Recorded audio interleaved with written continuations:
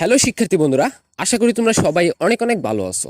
গুচ্ছে 24টি বিশ্ববিদ্যালয়ে ভর্তি হতে গেলে কি কি ডকুমেন্টস প্রয়োজন পড়বে এবং কি কি কাগজপত্র তোমাকে আগে থেকে প্রস্তুত রাখতে হবে সেই বিষয়টা নিয়ে কিন্তু অনেকেই প্রশ্ন করে থাকো, এবং তোমাদের এই মূল ডকুমেন্টসগুলো কোন সময় লাগবে সেই বিষয়টা নিয়েও কিন্তু অনেকেই জানতে চাও। তো আজকের ভিডিওতে তোমাদেরকে এই পুরো বিষয়টা ক্লিয়ার করে দিব। আর এই পুরো বিষয়টা বুঝতে হলে কিন্তু তোমাকে অবশ্যই এই পুরো ভিডিওটা দেখতে হবে। তাহলে প্রকাশিত হওয়ার পর তোমাকে যে কাজটি করতে হবে সেটি হচ্ছে, তুমি যদি কোনো গুচ্ছযুক্ত 24টি বিশ্ববিদ্যালয়ের চান্স পাও, অথবা তুমি কিন্তু গুচ্ছের 24টি বিশ্ববিদ্যালয়ের মধ্য থেকে যে কোনো একটি বিশ্ববিদ্যালয় একটি সাবজেক্ট নিয়ে ভর্তি হওয়ার জন্য সুযোগ পাবে। যদি তোমার বিশ্ববিদ্যালয় পছন্দ হয় অথবা নাও হয়, তারপরে কিন্তু ভর্তি নিশ্চয়ন করতে হবে। তোমাকে জিএসটি ওয়েবসাইটে লগ ইন করতে হবে। লগ ইন করার পর তোমাদেরকে ভর্তি নিশ্চয়ন করতে হবে। আর ভর্তি নিশ্চয়ন করতে তোমাকে খরচ যাবে 5,000 টাকা। আবার অনেকেই প্রশ্ন করো যে এই 5,000 টাকা পরবর্তীতে কি আবার ফেরত পাওয়া যাবে কিনা যদি আমি ভর্তি না হই। এই টাকা তোমাকে আর ফেরত দেওয়া হবে না। যদি তুমি ভর্তি নিশ্চয়ন করো 5,000 টাকা দিয়ে, এটার আসলে তোমাকে ছেড়ে দিতে হবে। তো ভর্তি নিশ্চয়ন করার জন্য তোমাদেরকে বেশ কিছুদিন সময় দেওয়া হবে। পরবর্তীতে প্রয়োজন পড়বে তোমাদের ডকুমেন্টস। তুমি যে বিশ্ববিদ্যালয়ে ভর্তি নিশ্চয়ন করেছো সেই বিশ্ববিদ্যালয়ে তোমাকে চূড়ান্ত ভর্তি হতে হবে। চূড়ান্ত ভর্তি হতে গেলেই তোমাকে মূল ডকুমেন্টস গুলো তোমাকে জমা দিতে হবে।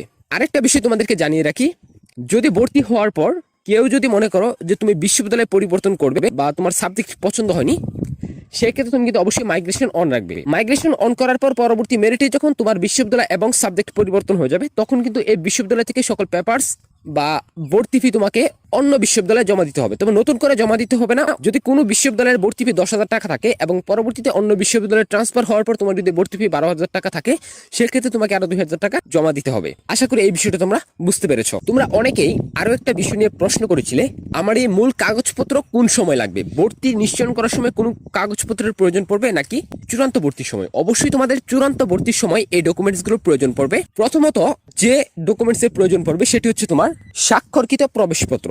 গুচ্ছের ভর্তি পরীক্ষা দেওয়ার সময় তোমাদের যে প্রবেশপত্র ছিল এবং তোমার হলে তোমাদেরকে যারা গাইড করেছিল যে সকল শিক্ষক, তাদের দ্বারা অবশ্যই তোমার এই প্রবেশপত্রটি স্বাক্ষরকৃত হতে হবে।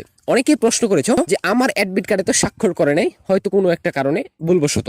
তোমরা ভর্তি হওয়ার জন্য সুযোগ পাবে, তবে এই বিষয়টা নিয়ে কিছুটা জটিলতা তৈরি হতে পারে। তবে ভর্তি হওয়ার ক্ষেত্রে সেরকম কোনো প্রবলেম হবে না। এরকম না যে তোমার ভর্তি বাতিল হয়ে যাবে বা তুমি ভর্তি হওয়ার জন্য সুযোগ পাবে না। চান্স পেলে অবশ্যই ভর্তি হওয়ার জন্য সুযোগ পাবে, তবে সিগনেচারটা থাকলে ভালো হয়, যেহেতু চাওয়া হয়েছে তোমার স্বাক্ষরকৃত প্রবেশপত্র।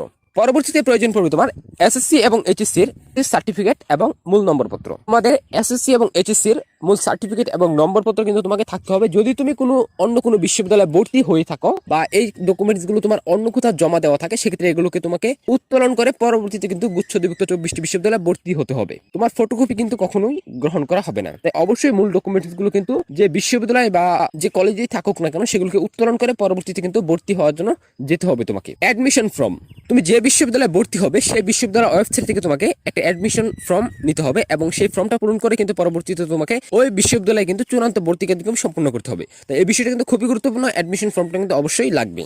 এইচএসসি এর রেজিস্ট্রেশন কার্ডের মূল কপি, তোমার এইচএসসি এর যে রেজিস্ট্রেশন কার্ড রয়েছে সেটার মূল কপি কিন্তু তোমাকে থাকতে হবে এবং সেটি কিন্তু তোমাকে জমাও দিতে হবে। এই বিষয়টা কিন্তু অবশ্যই মাথায় রাখবা যে এগুলো কিন্তু ফটোকপি গ্রহণ করা হবে না, এগুলো কিন্তু অবশ্যই মূল কপি জমা দিতে হবে। অভিভাবকের জাতীয় পরিচয়পত্র, তোমার বাবা মা বা তোমার অভিভাবকের জাতীয় পরিচয়পত্রের যে ফটোকপি রয়েছে সেই ফটোকপি কিন্তু তোমাকে জমা দিতে হবে। তবে সেক্ষেত্রে কিন্তু মূল কপির প্রয়োজন পড়বে না, ফটোকপি জমা দিলেই চলবে। কোটার কাগজপত্র, বিভিন্ন ধরনের কোটা রয়েছে এবং এই কোটাগুলোর কিন্তু আলাদা আলাদা প্রমাণপত্র রয়েছে। তাই তোমাকে যে কোটার তুমি সেই কোটার প্রমাণপত্র কিন্তু তোমাকে সঠিকভাবে উপস্থাপন করতে হবে, তারপর কিন্তু তোমাকে ভর্তি নেওয়া হবে। আরো প্রয়োজন পড়বে তোমার পাসপোর্ট সাইজের 5 থেকে 6 কপি ছবি। সদ্য তোলা তোমার 5 থেকে 6 কপি পাসপোর্ট সাইজের ছবি তোমাকে সাথে রাখতে হবে, বা তার চেয়ে একাধিক ছবি তুমি সাথে নিয়ে যাবে এবং এই ছবির কিন্তু অবশ্যই প্রয়োজন পড়বে। এবং সর্বশেষ প্রয়োজন পড়বে তোমার অ্যাডমিশন ফি। প্রত্যেকটা বিশ্ববিদ্যালয়ে কিন্তু আলাদা আলাদা অ্যাডমিশন ফি রয়েছে। প্রায় 8,000 টাকা থেকে তোমার 16-17,000 টাকা পর্যন্ত তোমার অ্যাডমিশন ফি বিভিন্ন বিশ্ববিদ্যালয়ে নেওয়া হয়ে থাকে। সেই ক্ষেত্রে এই অ্যাডমিশন ফি কিন্তু তোমাকে অবশ্যই প্রস্তুত রাখতে হবে, যেহেতু মোটামুটি ভালো একটা অ্যামাউন্ট। চান্স পাওয়ার পরপরই কিন্তু এই অ্যাডমিশন ফি সংগ্রহ করবে এবং অ্যাডমিশন ফি সহ যে ডকুমেন্টসগুলোর কথা বলা হয়েছে সবগুলো ডকুমেন্টস কিন্তু অবশ্যই প্রস্তুত রাখবে, এবং যেন ঝামেলাহীনভাবে তুমি খুব সহজে ভর্তি কার্যক্রম সম্পূর্ণ করতে পারো। সো মূলত তোমার এই ছিল বিভিন্ন ডকুমেন্টস, যে ডকুমেন্টসগুলো দিয়ে তোমাকে ভর্তি কার্যক্রম সম্পন্ন করতে হবে। সো এই ছিল তোমার আজকের মতো ভিডিও। যদি এই বিষয় নিয়ে তোমাদের আরো কিছু জানার থাকে বা তোমরা যদি আরো কিছু জানতে চাও, সেক্ষেত্রে অবশ্যই কমেন্ট করবা। ভিডিও ভালো লাগলে ভিডিওতে অবশ্যই একটা লাইক করবা। চ্যানেলে নতুন হয়ে থাকলে অবশ্যই চ্যানেলটি সাবস্ক্রাইব করে দিবা। সো শিক্ষার্থী বন্ধুরা, আজকের মতো এই পর্যন্তই। দেখা হচ্ছে তোমাদের সাথে আগামী নতুন কোনো ভিডিওতে।